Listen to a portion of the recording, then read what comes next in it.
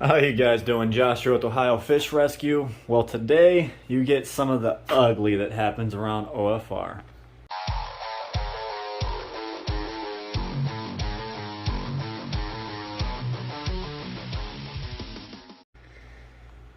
As you can see, there is moisture all over these windows. This is the monster pond room, and you see this, you know something's up, because that's not supposed to be wet. You walk out here, holy Jesus, you get kicked in the face with heat. This pool is 87 degrees, so it is extra hot in here today, and I know it's that hot because that humidity fan is not running. So something is up with that. I gotta figure that out. But what's going on over there? So I guess when it rains, it pours. So this tank's not supposed to be empty. Come over here to start figuring all this stuff out, and I'm like, well, what the heck? The tank's not leaking. There's water all over the front of it from the moisture in this room. But I'm like, what the hell? That's not supposed to be full. So we had a hose running over from the 700 over to here, and somehow it fell out of that tank, landed in this tank, and started siphoning from here over to here. So now I got to drain this tank back out and fill this tank back up. But you know what? That's all right, because I needed to do a water change on this tank regardless. So that's just what we'll do. And to add to insult to injury, this floor is not supposed to be wet. That tank's not supposed to be full. These were empty. Now, I found out that this overflow had gotten so clogged up with gunk, food, poop, you know, all that good stuff in there. So I got to clean this out. I turned the pump off coming up to here. So it was overflowing this tank as well. You guys can see up there, water all over. It was pouring out the back.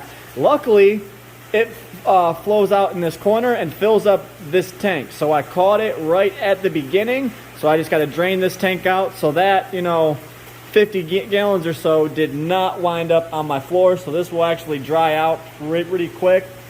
But man, never ending around this place. It's always something. All right, so I climbed myself up here. I figured out the problem. This is not supposed to move. Luckily, it didn't do no damage, but I noticed that this set screw right here obviously had to vibrate out. So hopefully I can get lucky and I can find the set screw somewhere down here, but I might have to go and find a new one. So if I get that set screw back in, the dehumidifying fan will be back on and working. So crisis averted. I just got to do a little bit of work and we'll be back in business.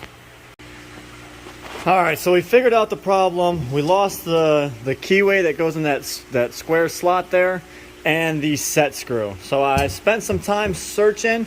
I did not find the keyway, but however, I did find the set screw.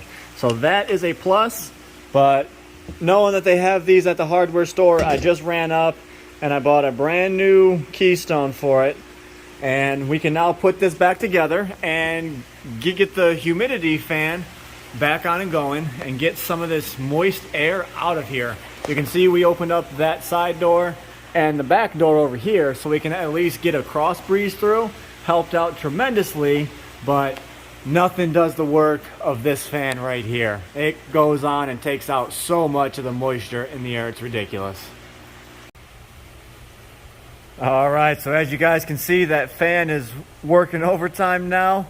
But some of you guys might have noticed that this video was a bit older because there was still fish in that tank right there, which is true. But clearing out some space on my phone, so I figured you guys would enjoy it. But you know, silly of me to think that the problems stop around here. Well, for one, this pump blew off here, so I got to fix that.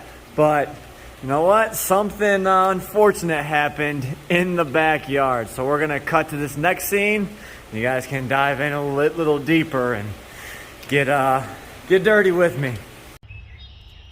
All right, guys, Josh here. You know, when people glorify big fish tanks and, you know, it seems awesome on camera, because, you know what, it is pretty awesome. But you know what? You don't think about the bad side. So here I am with my hand down in our drain from our fish tanks, which is also connected to the driveway. So this drain right here is so compacted. We had to dig up this drain and find this leak because out here, our backyard was getting so soaking wet, and we thought it was this connection right here that came apart. Turns out, wasn't it? So we went chasing it back. We chased it up to here, still leaking. So we started digging from that side. Wasn't there? Chased it all the way over where the connection is, still was leaking. So we exposed this old cap here, and I stick my hand down in there. Now mind you, lovely stuff here. So I gotta get my hand down in this pipe. Here we go. And what do I find? Years and years of aquarium gravel, cement, soil that's been washed down your drain.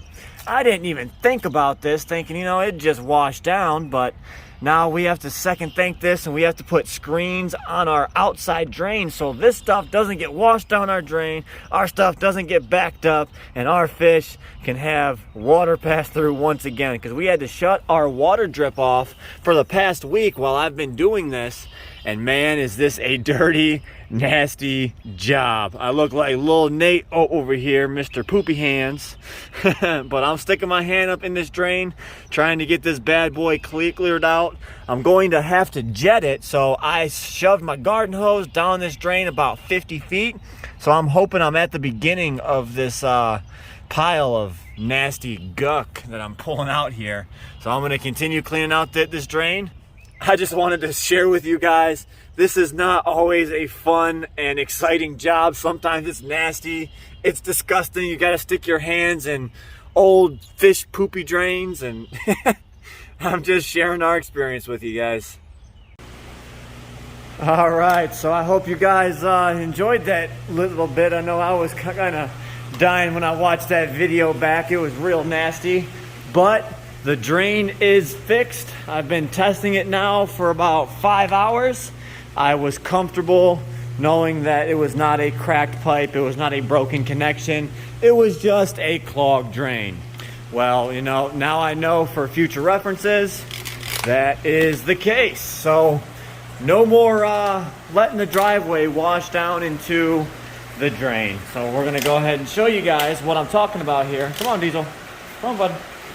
All right, so if you guys know, this 650 right here, the Stingray tank, the 750 and the 2200 all go to the drain, which there's a drain underneath the 2200, and then there is a drain right here behind this shelf, which we have under the shelf, just lines run to it, and then it connects underneath the cement to this trench drain right here, and then it goes underneath the slab and goes to the back of the fish room. Diesel, you let them be. But this drain right here is the culprit. So all this stuff from construction washed down the drain and clogged her right up. So now that we got the drip system back going, we turned it back on, everything should be getting back to normal. As you guys can see, the lights are off. If nobody's here viewing it, I do leave the lights off because less algae growth, and you know what? It makes maintenance just a little bit easier on me. So I do have the normal daylight lights on. I still have the Planet tanks with their lights on. Oh, look at them, a melanistic catfish. They are getting so big. But you can see we have the lights on the plants growing, so we are good to go there. Everyone that needs to be on is on, and they get the natural daylight. I have the door open there, air coming through so it's not moist. These guys out here also get the skylights, so they pretty much never have lights on. But yeah, these are the problems that we deal with here at the rescue that just happened to pop up out of the blue. So it's always exciting, and well, I can't really say exciting. It's kind of, I don't know, pain. You know, you wake up, you're thinking you're going to have a normal day, and then bam, you got a leaking pipe, your backyard's all flooded. You have to turn your drip off of your fish tank so your water quality starts dwindling just a little bit, but everything is back on tracks. I had to go to manual water changes for about a week now. So I'd drain out the 2200 and I'd let water pass through until everything filled back up. But you guys can see we've actually been adding some plants here to the river system. That's just normal grass. Where are we at? There we go. We got some water celery over there, more grass. We've got a couple plants over there. I just planted some lily tubers right there. You can see the exposed dirt. But we are working, the algae is almost all gone, and there's a bunch of plants starting to pop up there. But we have a bunch more work to do here. And over here, where I have my drain exposed, I've got to go ahead and put all this dirt back. I have to then cover this all back up, which is unfortunate, but you know what? You live and yet you learn. So I hope you guys enjoyed today's video. I can't say it was a fun one, but I am happy to share with you guys. Hope you guys enjoyed, and as always, stay fishy, my friends.